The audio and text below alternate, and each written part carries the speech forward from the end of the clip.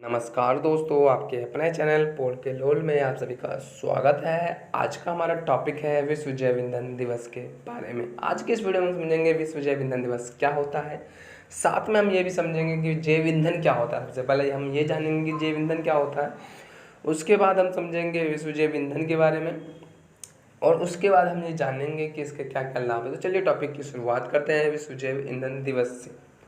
तो विश्व जैव ईंधन दिवस से चालू करते हैं। तो पूरी दुनिया में ऊर्जा की खपत तेजी से हो रही है, ये तो बात किसी से छुपी नहीं है। कहीं ये खजाना ख़त्म ना हो जाए, उससे ख़त्म होने से पहले पहले हमें ईंधन की व्यवस्था करनी होगी। अगर हम ये चाहते हैं कि ये खजाना हम अपने भावी पीढ़ी को देना चाहते हैं, तो हमें ईंधन की व्यवस्था करनी होगी, और ताकि हमारा जीवन सुचारू रूप से चल सके। उसके लिए सबसे बेहतर उपाय है जैव ईंधन, अधिक से अधिक आपूर्ति है।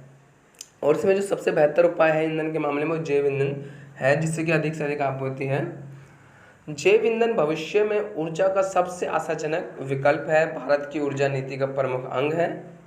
पारंपरिक ऊर्जा स्रोतों की तुलना में जैव ईंधन अधिक परिणामकारी साबित हो रही है। भारतीय वैज्ञानिक लगातार जैव ईंधन के उपयोग में एक नए मॉडल का विकसित करने में पर काम कर रहे हैं, और जो जैव ईंधन है वो भविष्य में एक आशाजनक विकल्प के रूप में उभर रहा है। भविष्य में आशाजनक विकल्प के रूप में उभर रहा है, और भारत की ऊर्जा नीति का प्रमुख अंग भी है। तो ये तो हमने बात कर ली हिस्टोरिकल बैकग्राउंड की कि क्यों जरूरत पड़ रही है हमें जैव ईंधन की। तो समझते हैं कि जैव ईंधन क्या है।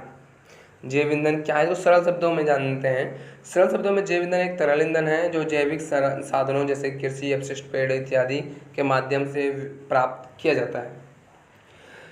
तो जैव ईंधन जो है वो एक तरल ईंधन है जो जैविक साधनों और कृषि के अपशिष्ट, पेड़ इत्यादि के माध्यम से प्राप्त किया जाता है। ये पॉइंट देखिए, कृषि अपशिष्ट एंड पेड़ इत्यादि से माध्यम से प्राप्त किया जाता है। आपने 10th क्लास की साइंस पढ़ी होगी, उसमें आपने बायोमास पढ़ा होगा। बायोमास, वही बायोमास का रूप है जैव ईंधन। जैसे उसमें भी आपने देखा होगा कि एक टैंक सा होता है, उसके अंतर्गत कहा जाता है कि गले सड़े जितने भी फल सब्जियां हैं उन सभी को डाला जाए, और कुछ दिनों में वो ऊर्जा का रूप ले लेता है। वैसे एक ये है कि इसमें जो है वो कृषि अपशिष्ट, पेड़ इत्यादि के माध्यम से प्राप्त किया जाता है। संयुक्त राज्य अमेरिका जैसे देशों में स्विच घास और सोयाबीन जैसे कृषि उत्पादों के उपयोग से जैव ईंधन निकालने के लिए किया जाता है। यानी अमेरिका जैसे देशों में स्विच घास और सोयाबीन जैसे कृषि उत्पादों का उपयोग कर जैव ईंधन निकालने के लिए किया जाता है। हालांकि भारत में हम मुख्य रूप से मकई, गन्ना, जोटोफा के बीज और इसी तरह के उपयोग करते हैं। लेकिन भारत में मकई, गन्ना और जोटोफा के बीज से निकाला जाता है। अब समझ आते हैं अपने मेन टॉपिक विश्व जैव ईंधन दिवस के बारे में।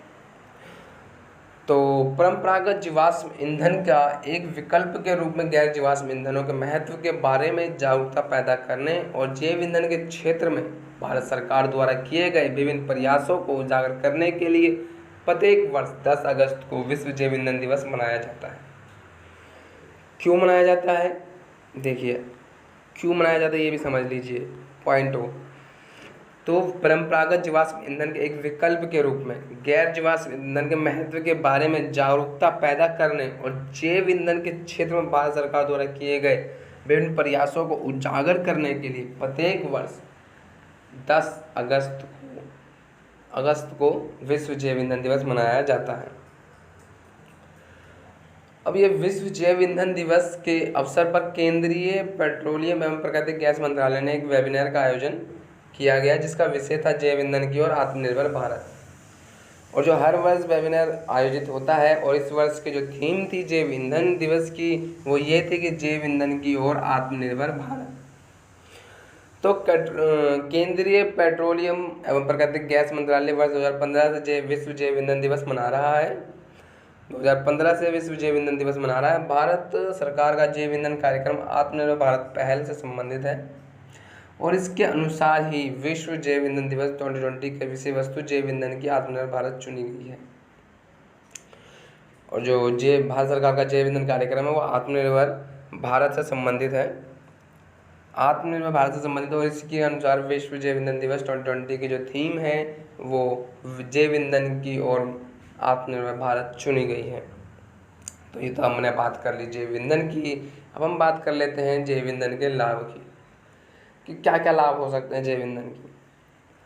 तो सबसे पहला जो लाभ होने वाला है वो हमें होने वाला है खनिज तेल के आयात में कमी। जो हम आयात करते हैं खनिज तेल का, उसमें कमी आएगी सबसे पहला।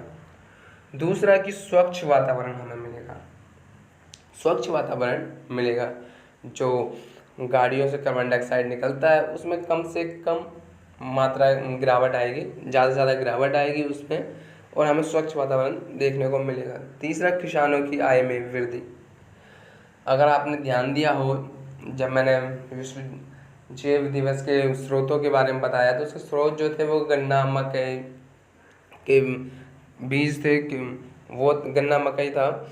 तो उससे किसानों की आय में वृद्धि होगी, क्योंकि ज़्यादा से ज़्यादा अगर वो ऐसी फसल उगाते हैं जिससे जैव ईंधन बनाया जा सके तो उससे किसानों की आय में वृद्धि होगी। तीसरा, रोजगार का सृजन। और साथ में जो जैव ईंधन की जो सबसे कठिनाई है वो यह है कि एकत्रित करने में इसको काफ़ी समय लगता है। यानी एकत्रित करना ही थोड़ी सी दिक्कत वाली बात है इसमें। तो एकत्रित करने के लिए कहीं ना कहीं रोजगार का सृजन होगा। तो यही था आज का हमारा टॉपिक विश्व जैव दिवस ईंधन दिवस के बारे में। तो दोस्तों, आपको यह वाली वीडियो हमारी कैसी लगी, लाइक करें, कमेंट करें। साथ में चैनल पर अगर आप नए हो तो सब्सक्राइब भी जरूर करके जाएं, और हाँ, बेल आइकन को दबाना मत भूलना। और इसी के साथ धन्यवाद।